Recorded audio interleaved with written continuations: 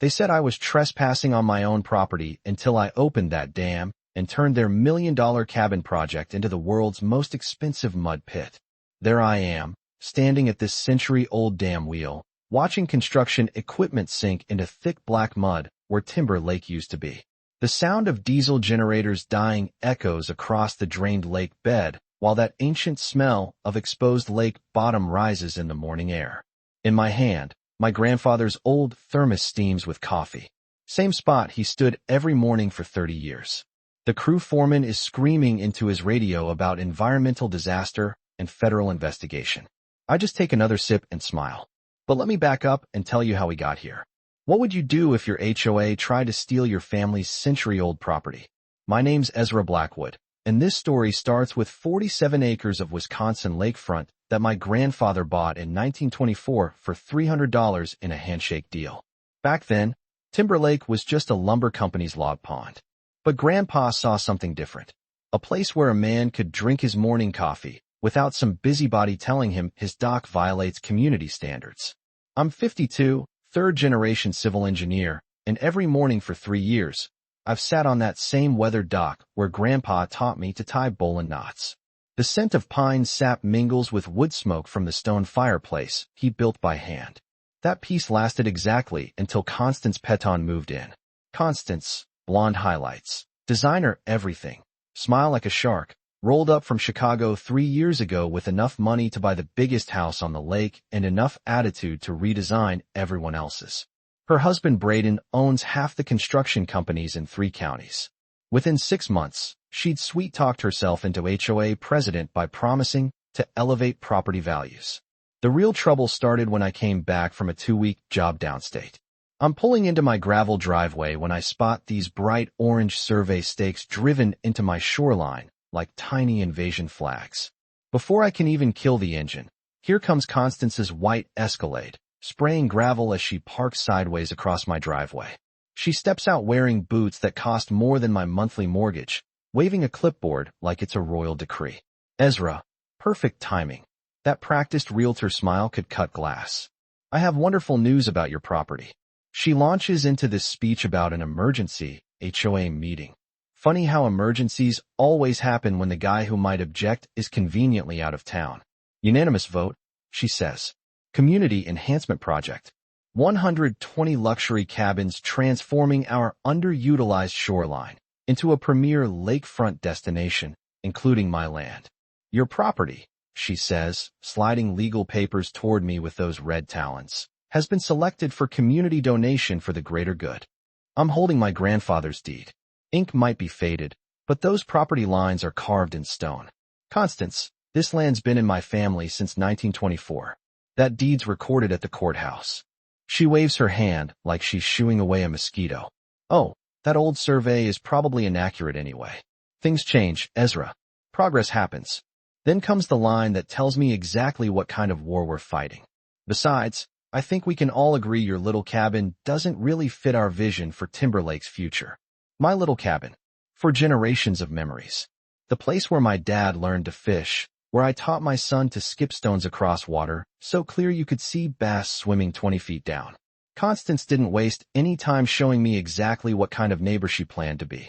3 days later, I'm enjoying my usual morning coffee on the dock when this shiny pickup rumbles down my driveway. Out steps some guy in a polo shirt with Timber Lake Community Standards embroidered on the pocket. Sir, cease that activity immediately, he announces, pointing at my coffee cup like it's radioactive. Noise complaint about my morning coffee. Apparently, my boots on the dock at 6 a.m. violated newly minted quiet hours. Next came the dock inspection. Some clipboard warrior declared my family's century-old dock a safety hazard, violating 17 regulations that didn't exist last week. 50 grand to fix it, more than I paid for my truck. But here's the thing about being a civil engineer. I actually know how to read the fine print. I spent that weekend in the county courthouse basement, breathing musty air thick with decades of forgotten bureaucracy.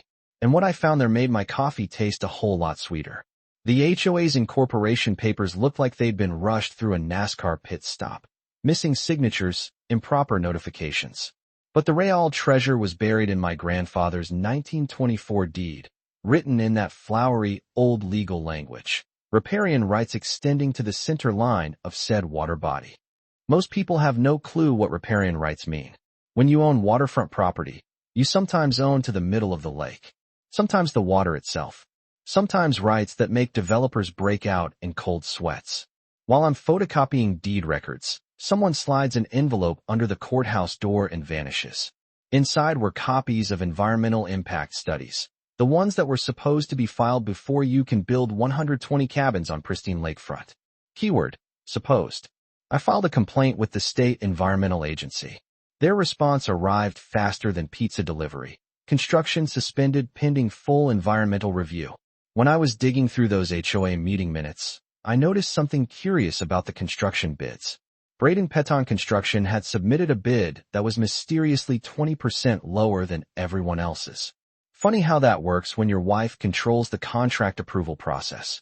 When Constance got that environmental suspension letter, she came storming down my driveway like a tornado in Lululemon. "You have no idea who you're messing with," she snarled, that manicured finger jabbing toward my chest. "This project is happening, Ezra, with or without your cooperation." Is that a threat, Constance? It's a promise. Maybe you should think about what's best for your future around here. The harassment escalated quickly. Private security patrolling my property at 3 a.m.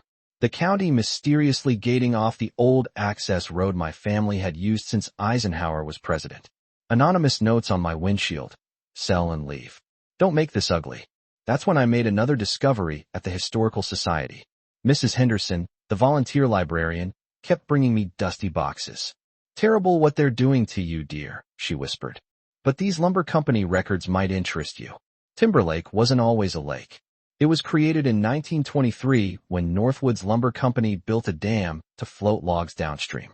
The company went belly up during the Depression, but here's where bureaucracy gets beautiful. The dam ownership was never properly transferred to anyone. It just disappeared into paperwork limbo. Monday morning found me at the State Revenue Office following a paper trail through 3 departments. The clerk finally located the dam's tax record buried in a filing cabinet that probably hadn't been opened since Clinton was president.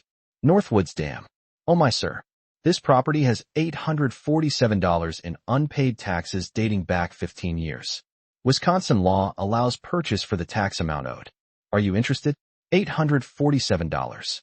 The dam could legally lower lake levels by 8 feet without violating flood control regulations. 8 feet would expose every foundation Constance's crews had poured, turning their construction site into a very expensive mud pit. Constance's final chess move came with the subtle grace of a sledgehammer. Wednesday morning, I'm drinking coffee on my dock when this black sedan pulls into my driveway. Out steps a guy in an expensive suit carrying a briefcase and the kind of smile that makes honest people check their wallets. "Mr. Blackwood, I'm attorney Winston Carlisle, representing the Timberlake Homeowners Association. I have a restraining order preventing you from interfering with legitimate community development." Apparently, I'd threatened critical infrastructure and posed a clear and present danger to community welfare. I was now legally prohibited from operating any water control structures within the township. Someone had done their homework and figured out I owned the dam. But while they were busy character assassinating me in court papers, I was learning some interesting things about Constance's finances. Delilah Santos from the County Herald called with news that changed everything. "Ezra, you need to hear this. I've been digging into the Petons' finances, and they're broke. Constance's previous developments in Illinois had bankrupted spectacularly. Environmental lawsuits, cost overruns, and projects that literally sank into contaminated soil. She's borrowed against everything. This cabin project isn't just their golden opportunity. It's their only way to avoid complete financial ruin. More importantly, half the homeowners never got notification about that emergency meeting. State law requires 60-day written notice for any vote involving property transfer. The entire vote was illegal. The EPA suspects Timberlake might be a potential Superfund site. The original lumber company hadn't just cut trees. They dumped industrial waste directly into the lake. When subsequent developers needed to dispose of inconvenient materials, they followed the same pattern. Sunday night, while Constance was probably polishing her court testimony, I made my final preparations. Monday morning at 5:30 a.m., The brass wheels of the dam felt cold under my palms as I began what my grandfather would have called letting the truth rise to the surface. The sound of rushing water echoed across Timber Lake as 80 years of accumulated secrets prepared to see daylight. I'd calculated the drainage rate precisely, 8 feet in 4 hours, exposing construction foundations while maintaining downstream flow for safety. By 7 a.m., Constance's million-dollar construction site was transforming into an environmental crime scene. Exposed lake bottom revealed decades of buried industrial waste, rusted machinery, chemical drums, and a rainbow sheen of petroleum products that had been hidden under 70 years of sediment. Federal EPA agents arrived at 8 a.m. sharp. Dr. Sarah Bennett, the lead environmental scientist, took one look at the exposed contamination and immediately declared the entire area a federal investigation site. Jesus Christ, she muttered, snapping photographs of chemical drums with faded hazmat labels. This is a Superfund site waiting to happen. Constance arrived at 8:30, her white Escalade roaring down the access road. She stumbled out wearing designer jeans and a panic-stricken expression. "You can't do this," she screamed, pointing an accusatory finger at me while news cameras rolled. "That damn operation is illegal. I have a restraining order." "Actually, ma'am," Dr. Bennett interrupted, stepping between us with calm authority. "Mr. Blackwood is operating under Federal Environmental Protection Authority. Your local restraining order is superseded by federal jurisdiction." The color drained from Constance's face as the implications hit her. Federal jurisdiction meant federal prosecution, federal penalties, and federal prison time for environmental crimes. "This contamination didn't come from our project," she said desperately. "It was already here. We're the victims." That's when Buck Morrison stepped forward with his trail camera footage showing Braden's crews dumping fresh chemical drums just 3 nights earlier. "Mrs. Peton," Dr. Bennett said, reviewing the video, "environmental forensics can distinguish between historical contamination and recent dumping. What we're seeing here appears to be both." Judge Martinez arrived surveying the chaos with weary resignation. "Well," she announced to the assembled crowd, "I think we can cancel this afternoon's court hearing. Federal environmental law takes precedence over local restraining orders." "Constance," I said, my voice carrying across the water loud enough for every camera to capture, "I didn't create this contamination. I just lowered the water level enough to expose what you and your friends have been hiding for decades." I held up the deed. "This dam has been protecting this lake's water quality for a century. Your project would have built luxury cabins directly on top of a toxic waste dump."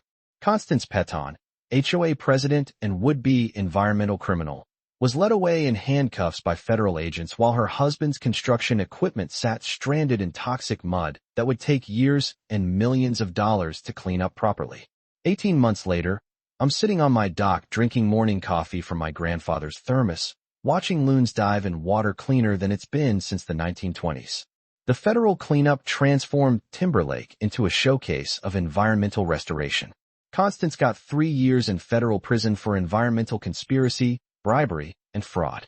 Her husband lost his construction license permanently and filed bankruptcy when cleanup costs exceeded his insurance coverage by $2 million. The HOA got disbanded and reformed with an environmental protection mandate.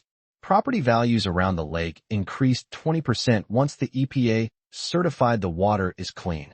Turns out people pay premium prices for pristine environments, not luxury cabins built on toxic waste. The real victory was watching my son Derek bring his kids up here last summer.